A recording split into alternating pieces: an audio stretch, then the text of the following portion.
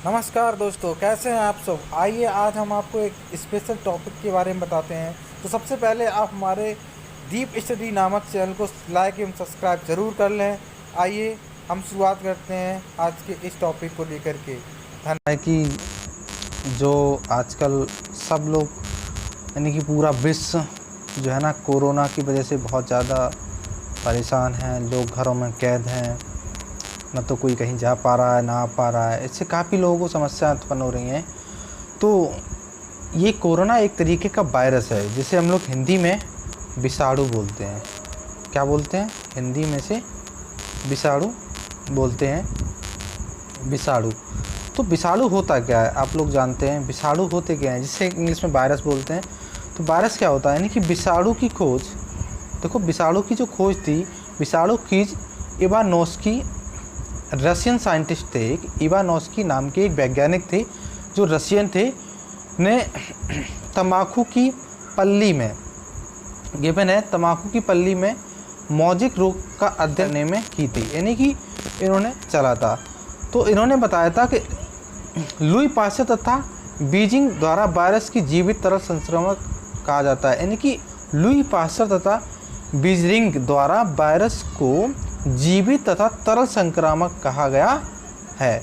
ठीक है, अब देखो दोस्तों, दिया गया है कि विषाणु अति सूक्ष्म परजीवी एक कोष की, जिसे हम लोग नॉन सेलुलर एवं विशेष न्यूक्लियर प्रोटीन से बने कण होते हैं। न्यूक्लियर प्रोटीन यानी कि जो विषाणु अति सूक्ष्म परजीवी एक कोष की एवं विशेष न्यूक्लियर प्रोटीन से बने कण हैं। वायरस को सजीव, क्या दिया है, वायरस को सजीव तथा निर्जीव के बीच की कड़ी भी कहते हैं। यानी कभी कभार क्वेश्चन पूछते हैं कि वायरस की सजीव और निर्जीव के बीच की कड़ी कौन है, तो सजीव और निर्जीव की बीच की कड़ी है उसे वायरस को कहा जाता है। यानी कि वायरस को ही सजीव एवं निर्जीव के बीच की कड़ी को कहा जाता है। चलिए नेक्स्ट बढ़ते हैं आगे दिया है, क्योंकि जीवित कोशिका के संपर्क में आने पर, यानी कि जब जीवित कोशिकाओं के संपर्क में ये वायरसेस आते हैं, आने पर ही ये जनन यानी कि रिप्रोडक्शन कर सकते हैं। यानी कि जब ये किसी जीवित कोशिका के अंदर ये आते हैं तभी इनका रिप्रोडक्शन कर सकते हैं और इनके बिना निर्जीव की भांति रहते हैं। अन्यथा अगर ये किसी अन्य चीज़ों पर रहते हैं तो ये हमेशा निर्जीव ही रहते हैं। आगे दिया है, वायरस एक लैटिन भाषा का शब्द है जिसका अर्थ है पॉइजन, जिसे अपनी भाषा में हम लोग जहर भी बोलते हैं। क्या बोलते हैं? पॉइजन, जहर। देखिए दोस्तों, ये आपका स्ट्रक्चर्स दी गई है, वायरस की स्ट्रक्चर्स। तो चलिए हम इसके बारे में देखते हैं ये क्या है। ये देखो वायरस की संरचना है। आरएनए ये मॉलिक्यूल्स हैं, ये आरएनए के मॉलिक्यूल्स हैं। ये प्रोटोन्यूक्लियस, ये कैपिट्स के मॉलिक्यूल्स हैं।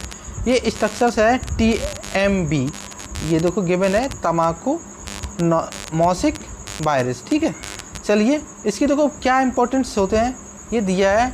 ये जनन कर सकते हैं लेकिन जीवित कोशिकाओं के अंदर, यानी कि इनमें जनन तो हो सकता है लेकिन जीवित कोशिकाओं के अंदर। सेकंड इसका स्टेप दिया है, इनके शरीर में आरएनए और डीएनए पाया जाता है जिसमें अपने बाह्य आवरण, जिसे हम लोग कोट के लिए प्रोटीन का निर्माण कर सकते हैं। ओके, आगे दिया है, ये न्यूक्लिक एसिड में क्रोमोसोम्स, यानी कि गिवन है न्यूक्लिक एसिड में क्रोमोसोम्स के समान ही यानी कि उत्परिवर्तन भी होता है। म्यूटेशंस जिसे कह सकते हैं, म्यूटेशंस उत्परिवर्तन भी होता है। आगे गिवन है, ये बैक्टीरिया एवं फंगी के समान रोग उत्पन्न करते हैं। यानी जो वायरसेस होते हैं ना, ये बैक्टीरिया एवं फंगी के समान ही रोग उत्पन्न करते हैं। चलिए नेक्स्ट आगे बढ़ते हैं।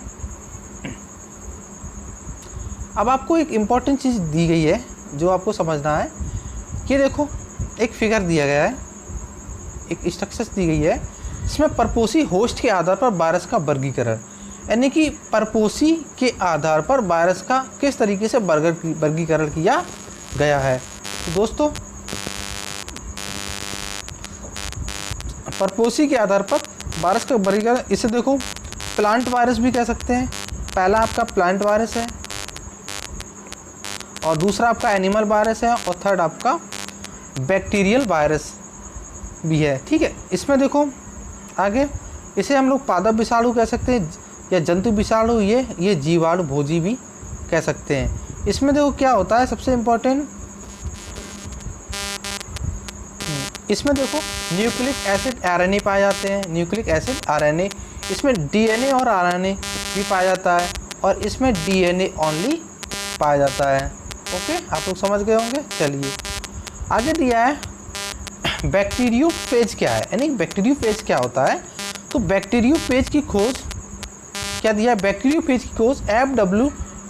ट्रॉस्ट एवं फ्लेक्स डी हेलिक्स 1917 के द्वारा की गई थी। ये इंपॉर्टेंट है 1917, यानी कि ये बैक्टीरियोफेज जो थी इसकी खोज एफ.डब्ल्यू. ट्रॉस्ट एवं फ्लेक्स डी हेरल ने 1917 द्वारा की गई थी। आगे दिया गया है इसमें डीएनए पाया जाता है। ये बैक्टीरियल सेल्स का प्रयोग करते हैं, ओके, पोषक के रूप में अपने हेतु करते हैं, यानी कि ये बैक्टीरियल सेल्स का उपयोग पोषक के रूप में अपने जनन हेतु करते हैं। ये स्ट्रक्चर्स हम आपको दिखा सकते हैं,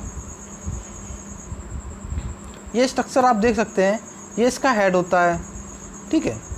और इसके ये देखो टेल्स जिसे हम लोग बोलते हैं टेल, इसमें देखो स्नीथ कोर भी बोला जाता है। ये आपका जो होता है ये एरिया कोर कहते हैं इसे, ठीक है। और नीचे का जो एरिया होता है उसे हम बैल प्लेट भी कह सकते हैं। क्या बोलते हैं, बायल प्लेट या टेल फाइबर, ठीक है। चलिए तो ये फिगर आप समझ लें, ये बहुत इंपॉर्टेंट फिगर है, आप इसे देखें, ठीक है। अब देखो सबसे इम्पोर्टेंट क्या है इसमें, प्लाज्मेट क्या होता है। तो प्लाज्मेट क्या होता है, इसकी देखो सबसे बारे में इनकी इम्पोर्टेंट चीज़ें जो हम पढ़ते हैं, प्लाज्मिड होता क्या है। तो प्लाज्मिड के बारे में अगर देखें, इसे जॉन्सन लैंडबर्ज ने, यानी अमेरिकन एक वैज्ञानिक थे जॉनसन लैंडबर्ज द्वारा प्लाज्मिड की खोज 1952 में की गई थी। कब की गई थी दोस्तों, तो 1952 में की गई थी। प्लाज्मिड की केवल डीएनए का लूप पाया जाता है और प्रोटीन के कोट पर कवर का प्रभाव होता है, ठीक है। प्रोटीन कोट पर किसका प्रभाव होता है, कवर का प्रभाव होता है। इस वक्त प्लाज्मिड के बैक्टीरिया फेज का एक अन्य बैक्टीरियन ई कोली से पृथक किया जाता है। किससे की पृथक किया जाता है, ई कोली से। चलिए नेक्स्ट आगे बढ़ते हैं। आगे दिया है AIDS, एड्स, जिसे एक्वायर्ड इम्यून डिफिशियंसी सिंड्रोम भी कहते हैं। क्या कहते हैं, सिंड्रोम। कारक HIV, human immuno deficiency virus, इसे भी कहा जा सकता है, ठीक है। तो आप लोग ये फुल फॉर्म्स वगैरह है ना, ये इंपॉर्टेंट है, जिन्हें आप लर्न कर लेना, ठीक है। ये देखो दिया है, तो एड्स का फुल फॉर्म क्या होता है, एक्वायर्ड इम्यूनो डिफिशियंसी सिंड्रोम। और एक इम्पॉर्टेंट है HIV का भी फुल फॉर्म क्या होता है, ह्यूमन इम्यूनो डिफिशियंसी वायरस। क्या होता है, ओके। चलिए आगे बढ़ते हैं। फ्रांस के पॉस्चर टेस्ट्यूट द्वारा सर्वप्रथम HIV की खोज की गई थी। रिपोर्ट में किया गया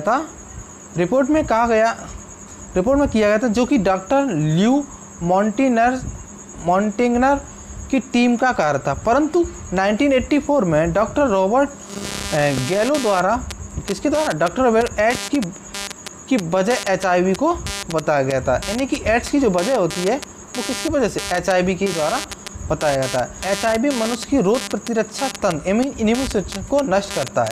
क्या करता है, यानी कि HIV जो होता है वो मनुष्य का जो इम्यून सिस्टम होता है ना, इसको पूर्णतः नष्ट कर देता है, जिससे कि किसी बीमारी के प्रति शरीर अपना रक्षा नहीं कर पाता है। समझ रहे हैं, आगे बढ़ते हैं। नेक्स्ट दिया है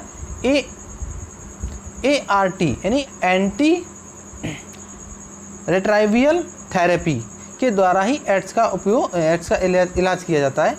आगे दिया है एड्स की नवीनतम औषधियाँ HIV से थर्ड AZT3 इत्यादि सभी दवाइयों का उपयोग किया जाता है, जिससे कि एड्स संबंधी बीमारियों का उपचार किया जाता है। धन्यवाद।